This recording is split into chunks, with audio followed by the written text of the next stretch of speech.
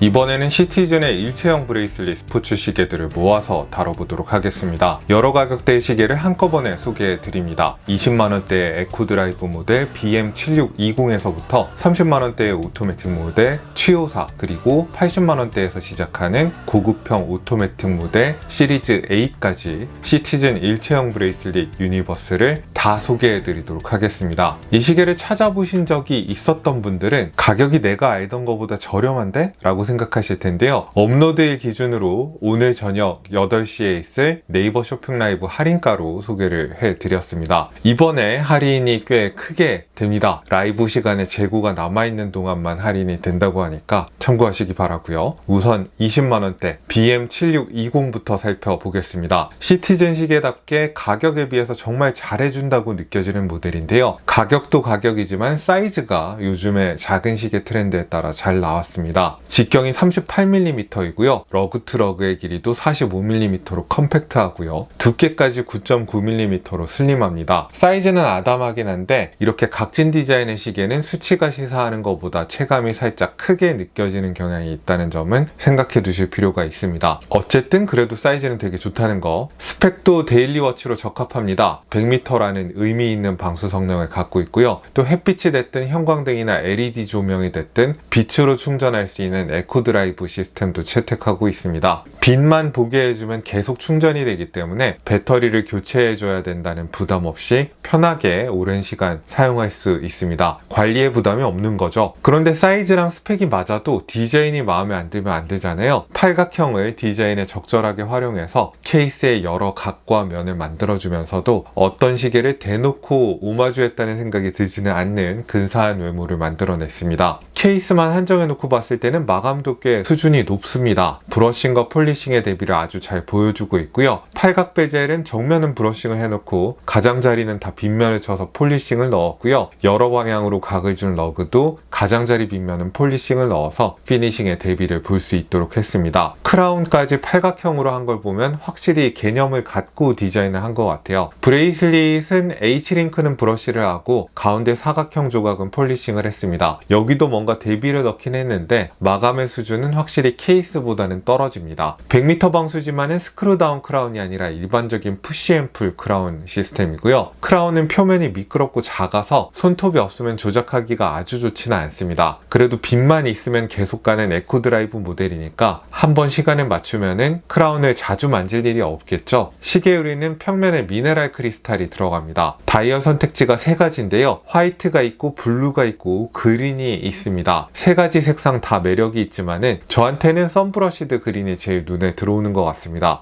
아무래도 많이 볼 수 있는 색감이 아닌 것 같거든요. 선브러시드 블루 다이얼은 녹색 다이얼과 채도가 비슷한 느낌인데 좀 더 보편적인 색상으로 가고 있는 거고요. 화이트 다이얼만 선브러시드 피니시가 아니라 레커 느낌이 나게끔 마감이 됐습니다. 화이트 다이얼은 인덱스랑 시분초침의 색상이 은색이면 잘 안 보일 수 있잖아요. 약간 어둡게 코팅을 해놔서 가독성을 잡으려 한 것도 좋습니다. 아플리케 인덱스의 형태가 복잡한 건 아니지만은 진짜 금속을 묻혀서 만들었고요. 높이를 2단으로 만들어서 빛을 멋있게 머금을 수 있게 했습니다. 시분침에도 중간에 각을 줘서 좀 더 고급감이 있게 만들었고요. 날짜창에는 틀이 입혀져 있어서 전반적으로 성의가 있습니다. 야광은 시분침에만 적용됐지만은 밝기와 지속력이 꽤 좋습니다. 브레이슬릿은 쓸만하긴 한데 제작비가 조금 아껴졌습니다. 앞에서 보면은 그럴듯한데 뒤를 돌려보면은 엔드링크가 속이 비어있는 옛날 방식인 걸 보실 수 있고요. 가운데 조각도 꽉 찬 스틸 조각이 아니라 접어서 만든 조각이어서 속이 비어있습니다. 클래스프는 버튼이 달려있어서 사용하기 편리하긴 한데 열어보면 얇은 철판이 덧대어진 모습입니다. 길이 조정은 푸시핀 방식으로 하도록 되어 있고요. 그래도 사이징하기는 나름 편리하게 되어 있어서 반코짜리 링크도 있고 클래스프에도 미세 조정 구멍이 있습니다. 이 브레이슬릿이 마음에 들지 않으신다면은 일체형 브레이슬릿 시계처럼 생기긴 했지만은 실제 러그 형태가 일반적인 시계와 같기 때문에 20mm 러그 폭에 맞는 다른 시계줄을 매칭하는 것도 가능합니다. 정리하자면은 겉으로 봤을 때 꽤 고급스러워 보이고 가격이 아주 합리적인 모델입니다. 브레이슬릿에서 제작비를 아끼긴 했지만은 그래도 시계의 인상을 좌우하는 케이스나 다이얼에는 신경을 잘 썼어요. 잘 차려입은 날에 드레시한 느낌도 낼 수 있고 100m 방수라서 물놀이를 비롯한 여러 여가 활동도 함께 할 수 있는 실용적인 모델입니다.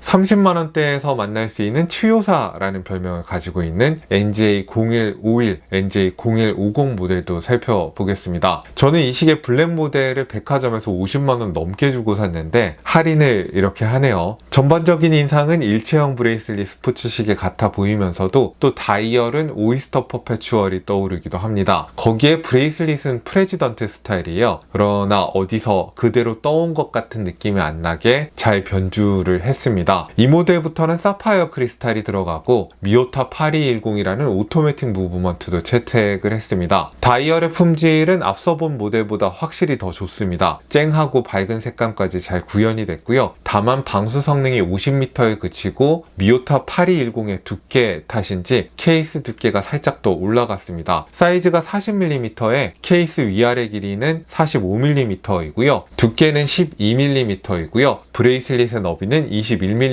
18mm로 좁아집니다. 동글동글한 디자인이라서 케이스 직경 자체가 커 보이지는 않고요. 두께만 이상적인 것보다 살짝 두꺼운 정도라고 생각하시면 되겠습니다. 베젤은 폴리싱이 되어 있고 케이스 정면은 브러싱, 가장자리에는 폴리싱된 빗면을 넣어서 마감의 대비를 즐길 수 있도록 했습니다. 케이스의 형태 자체는 많이 단순한데 선 자체는 좀 더 선명해졌습니다. 크라운이 4시에 배치가 되어 있는데요. 이번에도 푸시풀 크라운이고요. 케이스 속으로 쏙 들어가 버리게 디자인이 되어 있어서 조작할 때 손톱을 써야 합니다. 디자인을 단정하게 만들기 위한 선택이지만은 실용성을 생각했을 때는 좀 아쉬운 면이 있습니다. 사파이어 크리스탈은 평면이고요. 내부에 무반사 처리가 잘 되어 있어서 다이얼의 선명한 색감이 더 잘 보이게 됐습니다. 아이스 블루 모델과 옐로우 모델이 있는데요. 아이스 블루야 요새 가장 핫한 색상이고 옐로우 색상을 고를 수 있다는 게 과감하게 느껴지네요. 가격은 10만원 정도 차이인데 다이얼 퀄리티가 많이 좋습니다. 아플리케 인덱스도 야광에 적용되어 있고 가장자리에 섬세한 커팅이 들어가서 좀 더 고급스럽게 느껴집니다. 스틱형 시분침도 시계의 분위기에 잘 어울리는 것 같고요. 로고와 프린팅의 해상도도 좀 더 선명해졌습니다. 날짜창은 돋보기를 적용해 확대를 해주고 있는데요. 돋보기 배율이 엄청 시원하진 않은 것 같습니다. 8210 무브먼트는 디스플레이백으로 감상도 할 수 있습니다. 보기에 썩 예쁘게 장식이 된 건 아니지만은 볼 수 있다는 건 좋은 일이죠. 3Hz의 진동수에 40시간의 파워 리저브를 가진 무브먼트고요. 한쪽으로만 저항이 걸려있는 단방향 로터라서 특유의 웅웅거림이 있을 수 있습니다. 수동 감기와 핵 기능을 지원합니다. 브레이슬릿의 퀄리티도 앞서 본 모델보다는 좋아집니다. 일단 깡통으로 된 조각이 다 사라지고 모든 조각이 꽉 찬 스틸로 제작이 됐고요. 다만 다소 흐물거리고 헐렁한 스타일의 브레이슬릿이라서 호불호를 타는 면이 있겠습니다. 길이 조정은 푸시핀 방식이고요. 클래스프는 업그레이드가 없이 얇은 철판에 덧댄 모양이고요. 미세 조정을 위한 구멍이 있고 버튼이 있어서 쉽게 여닫을 수 있습니다. 디자인은 두 가지 컨셉 이상이 섞여 있어서 좀 일관성이 떨어진다고 생각합니다만은 외양의 고급스러운 만큼은 한 단계 업그레이드가 된 모델입니다. 드레스 시계와 스포츠 시계를 겸할 수 있는 좋은 가격의 전천후 데일리 워치를 찾고 있는데 그 시계가 오토매틱이길 바라는 분들께 추천할 만하다고 저는 생각합니다. 시티즈는 20만원대, 30만원대 시계도 이렇게 괜찮은데 돈을 좀 많이 주면 얼마나 좋은 시계가 나올까 하는 생각을 해보신 적이 있으실 겁니다. 그래서 다음으로는 스위스 미드레인지에 도전하는 시티즌의 고급 모델 시리즈 8을 살펴보겠습니다. 좀 소개해드리기가 복잡한 라인인데요. 제일 기본이 되는 근육질 스타일의 팔각 케이스 MB6010에서 시작해서 아이언맨의 아크 원자로처럼 생긴 NA1004 모델도 있고 또다시 팔각 케이스인데 다이얼에 자개를 적용한 입체적인 구조의 NA1010 모델도 있습니다. 오늘 밤 라이브에서 제일 혜택이 좋은 모델은 80만원대까지 가격이 내려가는 MB6010 블랙 모델입니다. 120만원대에 판매할 블루 모델과 스펙 차이가 없는데 블랙만 크게 할인을 해주는 거라서 꼭 기억을 해두시면 좋을 것 같습니다. 케이스 직경은 40mm에 위아래 길이는 47.8mm이고요. 두께는 10.4mm입니다. 러그 폭은 22mm에서 20mm로 좁아지게 되어 있습니다. 각진 형태와 피니시의 특징 때문에 수치상의 사이즈에 비해서 조금은 크게 느껴지는 시계란 점도 기억해 두시면 좋겠습니다. 100m 방수여서 물과 관련된 활동을 하기에 좋아졌고요. 있는데요. 크라운은 스크루다운 크라운은 아닙니다. 잡기 좋게 시원한 크기이고요. 디자인의 컨셉이 확실히 강해져서 70년대풍의 강렬한 팔각 케이스와 단단해 보이는 크라운 가드를 결합했습니다. 피니시의 수준에서는 물론 업그레이드가 있습니다. 선이 유난히 깊은 인더스트리얼 브러쉬와 반짝반짝한 폴리싱 피니시를 교차시켜서 케이스를 구성하는 여러 각과 면이 더 부각되고 있습니다. 브레이슬릿도 원가 절감 없이 케이스의 기조를 따라서 두 가지 피니시를 교차시켜서 조각조각 각진 형태를 더 강조하고 있습니다. 무반사 처리가 되어 있는 평면에 사파이어 크리스탈 아래로 썬브러시드 마감된 다이얼을 넣었는데요. 가장자리가 한층 더 높은 더블 챕터링이어서 입체감이 더 좋습니다. 브러쉬된 아플리케 인덱스도 가장자리를 폴리싱된 빗면으로 날려서 좀 더 섬세해졌습니다. 다만 개인적으로는 시분 초침이 좀 더 웅장한 맛이 있었으면 좋겠다는 생각이 드는데요. 시계에 비해서 시분 초침만 유독 약한 느낌이 있습니다. 하지만 로고도 아플리케 방식으로 제작해서 빛나게 만들었고요. 6시 방향의 시리즈 8 오토매틱이라는 문구도 정돈이 된 느낌입니다. 날짜 창은 이번에는 돋보기가 없는데 기본 크기가 괜찮아서 읽기 나쁘지 않네요. 무브먼트는 미오타 9051로 구동합니다. 뒷면이 막혀 있어서 무브먼트를 볼 수는 없는데요. 4Hz의 진동수에 파워 리저브가 42시간이고요. 하루 오차는 마이너스 10초에서 플러스 20초 사이를 약속하고 있습니다. 16,000A에 달하는 항자성 성능은 특기할 만합니다. 이번에도 단방향 로터예요. 그런데 브레이슬릿은 적당한 두께를 유지해서 너무 흐물거리는 느낌이 없도록 했고요. 유연하기 때문에 손목에 착 감기는 좋은 착용감이 있습니다.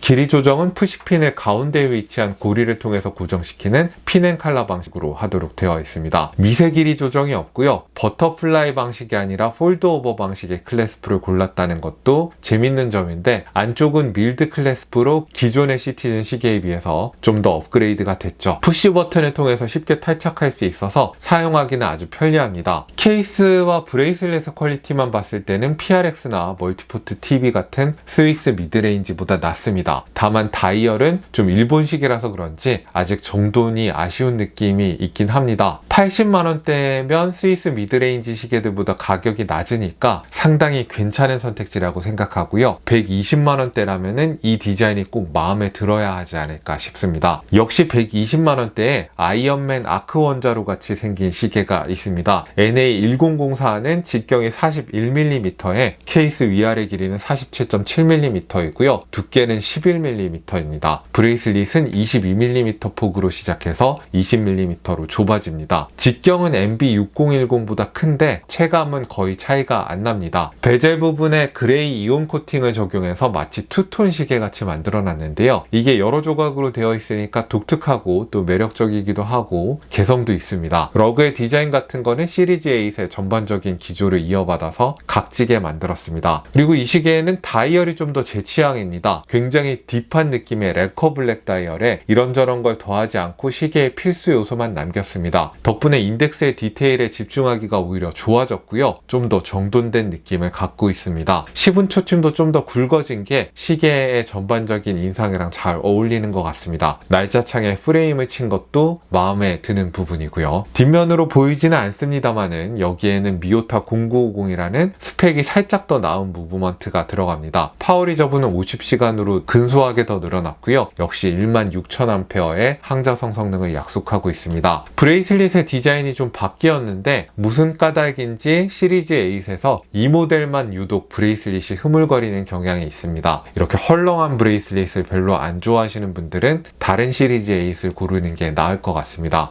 그래도 디자인만 놓고 봤을 때는 제 기준으로 시리즈 8에서 가장 잘 정돈이 되어 있고 마음에 드는 모델입니다. 마지막으로 최고급형인 NA1010이 있습니다. 170만원대까지 가격이 올라가는데요. 케이스 디자인과 직경, 위아래 길이는 MB6010과 다르지 않습니다만은 두께만 11mm로 살짝 더 올라갔습니다. 아마 NA1004처럼 조금 더 스펙이 좋은 0950 무브먼트를 적용했기 때문이 아닌가 싶은데요. 파워 리저브는 50시간이고요. 항자성 스펙은 같습니다. 가격이 확실히 더 비싸지는 이유는 시티즌 시계는 물론이고 다른 브랜드에서도 보기 힘든 3개의 레이어로 구성된 다이얼 때문일 겁니다. 다이얼 제일 아래에 금속 재질의 판을 깔고 그 위에는 자개판을 얹은 다음에 마지막으로 격자 형태의 판을 올렸습니다. 빛이 잘 들어오면은 격자 무늬의 판 아래서 자개가 특유의 오묘한 색깔을 드러내기 때문에 정말 독특한 시티즌만의 다이얼이라고 할 수 있습니다. 이 시계는 용감하게 생긴 팔각 케이스나 3층으로 구성한 입체적인 다이얼에서 시티즌 특유의 실험 정신과 개성을 좀 더 잘 느낄 수 있는 시계라고 정리를 하겠습니다. 제가 이 시계를 갖고 있는데 약간 제 취향보다는 자개 다이얼이 광택이 좀 셉니다. 화려한 시계를 좋아하시는 분들께 더 추천드리고 싶은 모델이고요. 단정한 걸 좋아하신다면은 NA1004 같은 모델이 더 좋지 않을까라는 생각을 마지막으로 전하도록 하겠습니다. 자, 그러면 오늘 마음에 드는 시계가 있으시다면은 이 가격에 국내 정발 모델을 고를 수 있는 기회가 많지는 않을 겁니다. 오늘 라이브에서 또 뵐 수 있기를 바라고요. 오늘도 여러분들께 유용한 정보가 됐기를 바랍니다. 이상 저는 김생활이었습니다. 안녕히 계십시오.